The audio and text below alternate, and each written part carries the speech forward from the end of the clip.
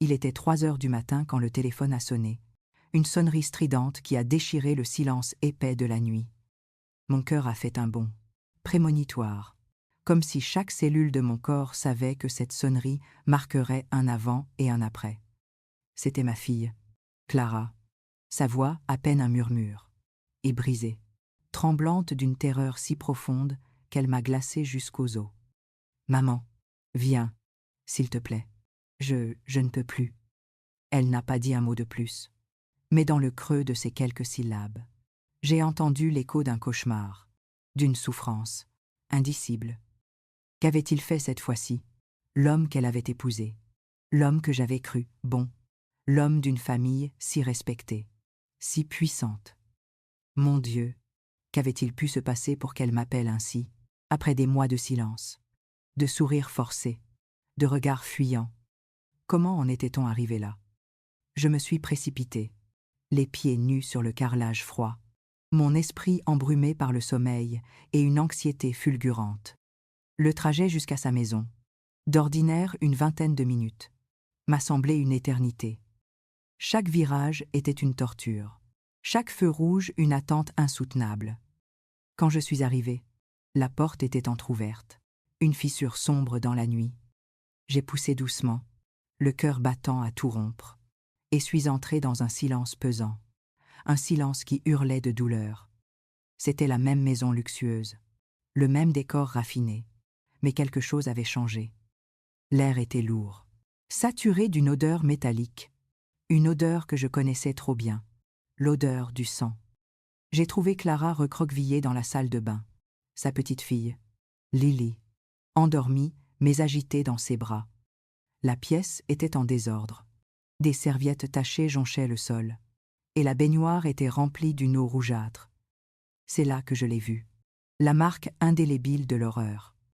Le bras de ma fille, de l'épaule au coude, n'était qu'une plaie béante, une peau cloquée et déchirée, d'une couleur rouge vif, luisante et boursouflée. Les larmes m'ont brouillé la vue, mais je n'ai pas pu détourner le regard. C'était plus qu'une brûlure. C'était un acte de barbarie, une violence insensée, inhumaine. Le liquide bouillant. Il lui avait jeté de l'eau bouillante. Ma gorge s'est serrée, un cri étouffé, et j'ai senti mes genoux fléchir.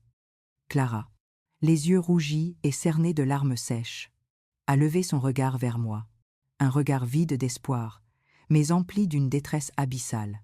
« Maman, il m'a fait ça. » Hâtée, elle murmurait, sa voix rauque, cassée. Il était furieux parce que Lily a cassé un vase. La petite Lily s'est réveillée à ce moment-là, ses grands yeux bleus fixant la scène avec une compréhension trop grande pour son jeune âge. Je l'ai prise dans mes bras, l'odeur de la peur imprimée sur ses petits vêtements. Comment avait-il pu faire une chose pareille? Comment ma fille, si douce, si aimante, si pleine de vie, avait-elle pu en arriver là, prisonnière d'une violence si cruelle?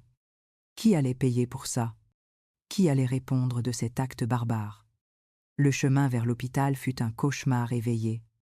Je tenais la main de Clara, une main tremblante, et sentais sa fièvre monter.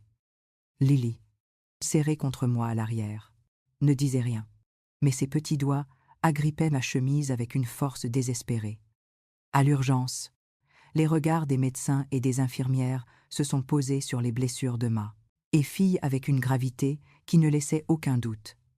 Il ne s'agissait pas d'un accident domestique, d'une maladresse. Leurs yeux exprimaient une compréhension muette, celle que seuls connaissent ceux qui sont confrontés à la brutalité humaine. Ils ont commencé à la soigner, avec des gestes doux mais efficaces, tandis que je restais là, impuissante, le cœur déchiré. J'ai appelé la police. J'ai raconté les faits.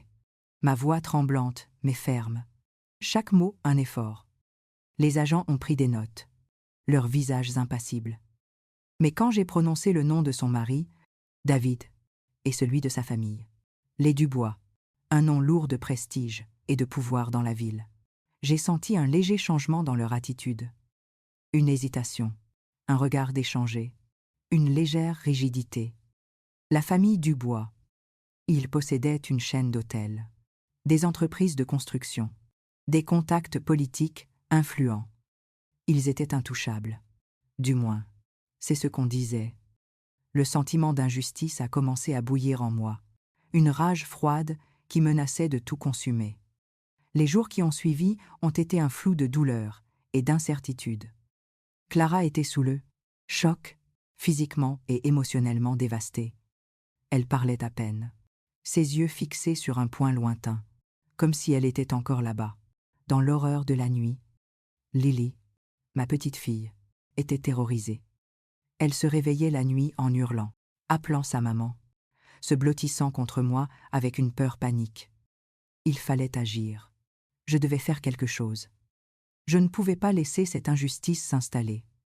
Je ne pouvais pas laisser David Dubois s'en tirer impunément. Mais comment affronter une telle puissance? Je n'étais qu'une femme, une mère, avec mes modestes moyens.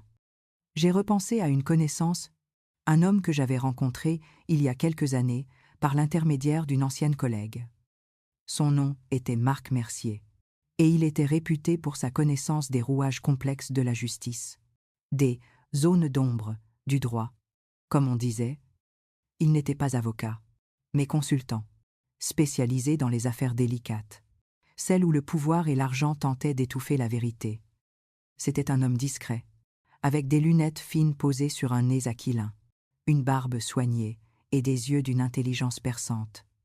Sa réputation, murmurée dans certains cercles, était celle d'un homme capable de débusquer les secrets les mieux gardés. J'ai fouillé dans mes vieux carnets, le cœur battant, et j'ai trouvé son numéro. J'ai hésité un instant, la peur me tenaillant. Avais-je le droit de l'impliquer dans une affaire aussi dangereuse? Mais le visage souffrant de Clara, les cris nocturnes de Lily, ont balayé mes doutes.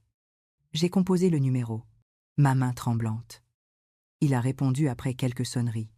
Sa voix calme et posée, une voix qui inspirait confiance.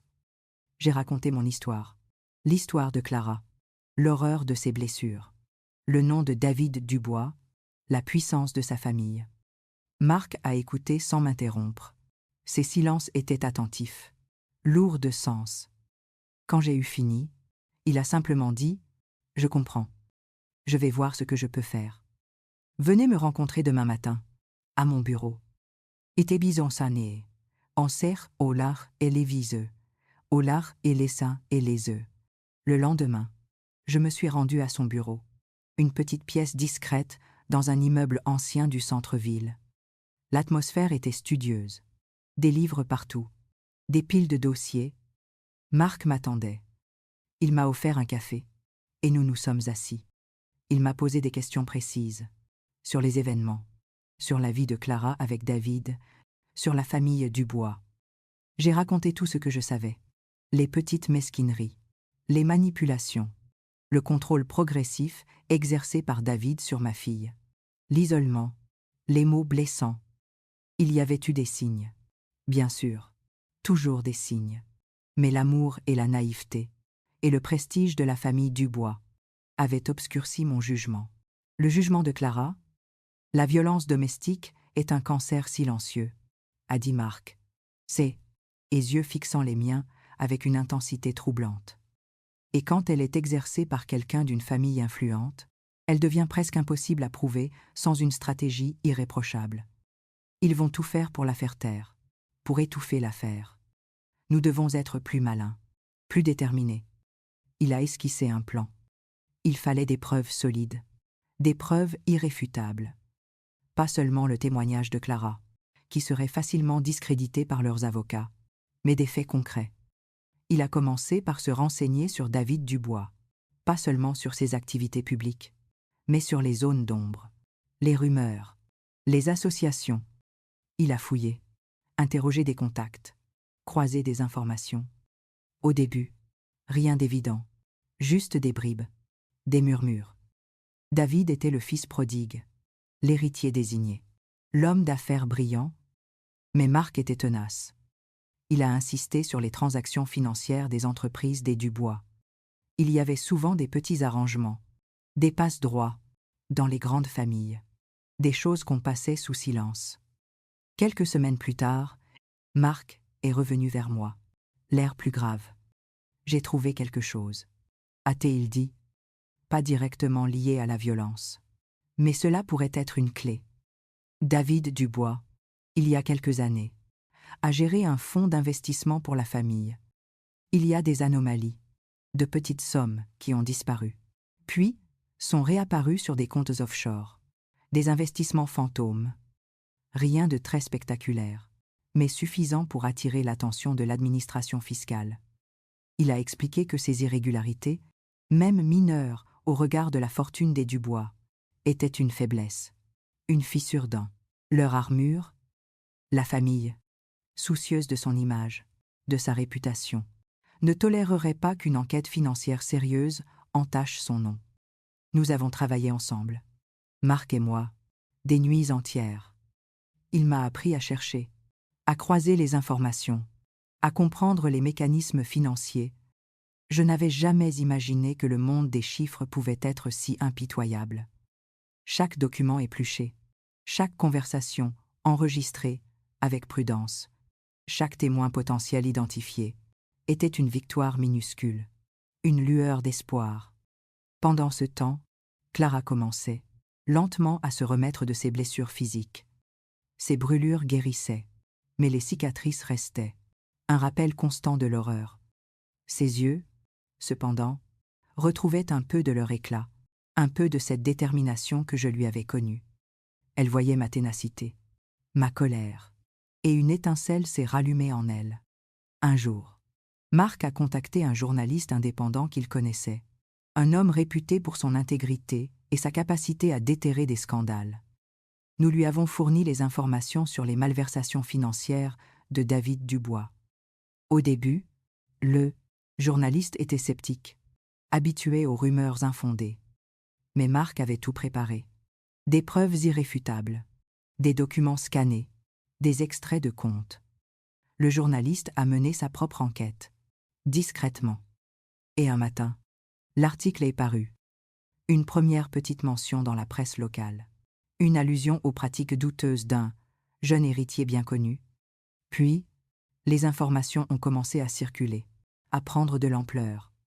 L'effet fut immédiat. Les malversations financières de David Dubois ont fait la une des journaux. Les médias nationaux ont repris l'histoire, creusant davantage, révélant d'autres petits arrangements. La réputation immaculée des Dubois commençait à se fissurer. La famille, soucieuse de son image, de ses affaires, a réagi. Au début, ils ont soutenu David, ont tenté de minimiser les faits, ont menacé les journaux. Mais la pression était trop forte. Les articles s'accumulaient. Les investisseurs commençaient à s'inquiéter. Le patriarche Dubois, un homme froid et calculateur, a finalement pris une décision. David était devenu un fardeau, une tache sur leur nom. J'ai vu la famille. Dubois commençait à lâcher David, progressivement. Le soutien juridique s'est amoindri. Les menaces se sont faites plus rares. Ils le laissaient tomber, non par conscience morale, mais par pragmatisme, pour sauver leurs intérêts. C'était le moment. Le moment de passer à l'étape suivante. Clara avait suivi l'évolution de l'affaire avec un mélange d'angoisse et d'espoir. Les articles de journaux, les discussions à la télévision, les noms murmurés, tout cela lui a donné une force nouvelle, la force de ne plus être une victime silencieuse. Marc a organisé une rencontre avec le procureur. Clara, moi et le journaliste. Nous étions là.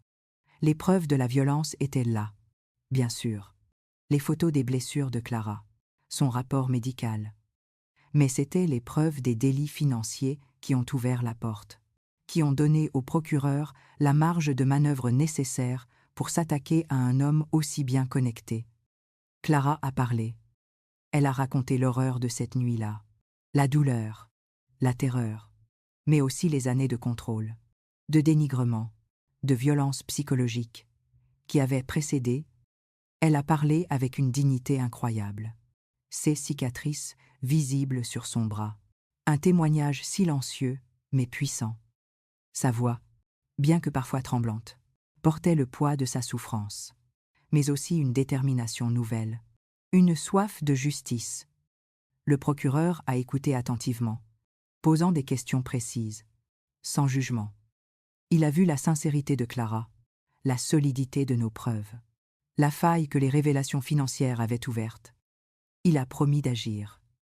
L'enquête a été ouverte officiellement, avec des chefs d'accusation de violences domestiques aggravées et de malversation financière. David Dubois a été interpellé quelques jours plus tard, chez lui. Les images de son arrestation, diffusées à la télévision, étaient une victoire douce amère. Pour la première fois, le masque de l'homme parfait était tombé. Le procès fut long et éprouvant. Une bataille acharnée entre la vérité et le déni, entre la justice et l'influence.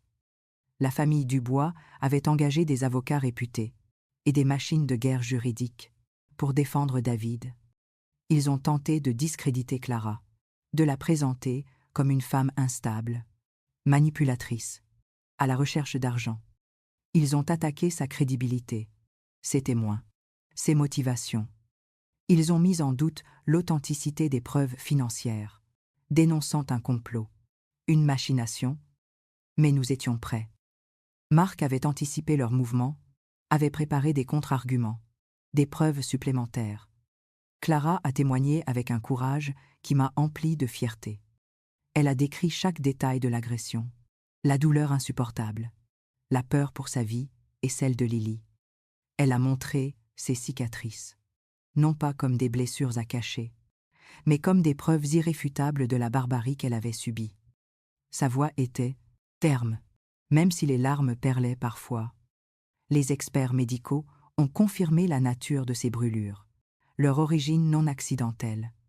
Les témoins, des amis de Clara qui avaient remarqué les changements dans son comportement, son isolement, ont également témoigné, corroborant ses dires. Quant aux accusations financières, Marc et le procureur avaient présenté un dossier accablant.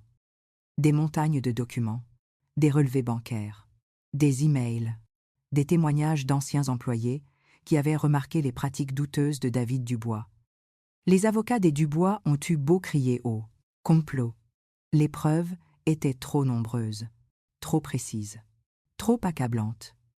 Le jury a écouté, a pesé les arguments, les émotions. La tension était palpable dans la salle d'audience. J'ai tenu la main de Clara tout au long du procès, lui transmettant ma force. Mon amour inconditionnel. Le jour du verdict, l'air était électrique. J'ai senti mon cœur battre la chamade. Le juge a lu le verdict, mot après mot. David Dubois a été reconnu coupable de violences domestiques aggravées et de malversation financière. La salle d'audience a été traversée par un soupir collectif, un mélange de soulagement et de choc. Il a été condamné à une lourde peine de prison, une peine qui symbolisait la gravité de ses actes. Mais la plus grande victoire pour nous, ce fut la décision du tribunal concernant Lily. La garde temporaire de notre petite fille a été retirée à David et accordée à Clara, ma fille. C'était une étape cruciale, un pas vers une nouvelle vie, une vie de sécurité et de paix pour ma petite fille. Après le procès, un poids immense s'est levé de nos épaules. Clara et moi avons éclaté en larmes, des larmes de soulagement, de joie, mais aussi de tristesse pour tout ce que nous avions traversé. La justice avait été rendue, en partie, mais la paix était encore lointaine. Le chemin vers la guérison était long, et la menace, même diminuée, planait toujours. La condamnation de David Dubois n'a pas signifié la fin de nos tourments. Au contraire, elle a déclenché une nouvelle vague de haine et de représailles de la part de certains membres de sa famille et de ses anciens associés. La famille Dubois avait perdu de son prestige et de sa fortune à cause du scandale. Et ils en voulaient à Clara, à moi, pour avoir osé défier leur pouvoir. Des menaces, anonymes, ont commencé à arriver. Des appels téléphoniques silencieux, des messages remplis d'insultes et d'avertissements. Notre voiture a été vandalisée, et des individus louches rôdaient autour de notre maison. La peur est revenue, cette fois sous une forme plus insidieuse, plus sournoise. J'ai réalisé que nous ne pouvions pas vivre dans la peur constante.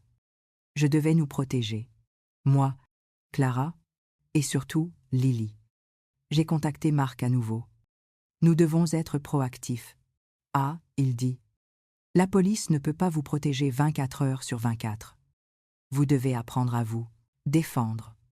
Il m'a mis en contact avec un ancien militaire. Un homme d'une quarantaine d'années au regard vif et à la posture impeccable. Son nom était Franck. Franck était spécialisé dans la protection rapprochée et l'autodéfense.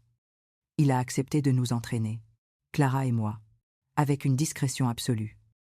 Les sessions d'entraînement ont été intenses. Franck m'a appris les bases du Krav Maga, un système de self-défense israélien, des techniques simples mais efficaces pour se défendre contre une agression. J'ai appris à parer, à frapper, à désarmer. Mes muscles, longtemps inactifs, ont été mis à rude épreuve, mais ma détermination était inébranlable. J'ai aussi appris à utiliser une arme à feu, un pistolet. C'était une décision difficile, une chose que je n'aurais jamais imaginé faire. Mais la sécurité de ma famille passait avant tout. Franck m'a enseigné la sécurité, le maniement, le tir de précision et le tir de riposte, l'importance de la maîtrise de soi même sous pression. Je devais être prête à tout. Clara a également suivi l'entraînement, même si ses blessures la gênaient parfois. Elle a trouvé une force nouvelle dans ses cours, une façon de et reprendre le contrôle de son corps et de son esprit. Lily, elle, vivait une enfance plus sereine, loin de la violence de David. Elle était toujours un peu timide, mais son rire revenait peu à peu, une mélodie joyeuse qui remplissait nos cœurs d'espoir. Un soir, la menace s'est concrétisée. Il était tard, et je venais de border Lily. Clara était endormie, épuisée par une journée de rééducation. J'ai entendu un bruit, un craquement à l'extérieur, puis un silence suspect. J'ai pris le pistolet que je gardais toujours à portée de main, le cœur battant la chamade. J'ai regardé par la fenêtre, et j'ai vu 2 silhouettes se faufiler vers la porte arrière. Ils étaient armés. Des hommes envoyés par la famille Dubois, ou leurs associés, pour nous faire taire, pour nous effrayer. La peur m'a traversée, une peur primitive, animale, mais elle a été rapidement remplacée par une rage froide, une détermination implacable. Je n'allais pas les laisser entrer. Je n'allais pas laisser ces hommes faire du mal à ma fille, à ma petite fille. J'ai ouvert la fenêtre, le pistolet en main, et j'ai tiré un coup de semonce en l'air, puis un autre, vers le sol, juste à côté d'eux. Le bruit a déchiré la nuit.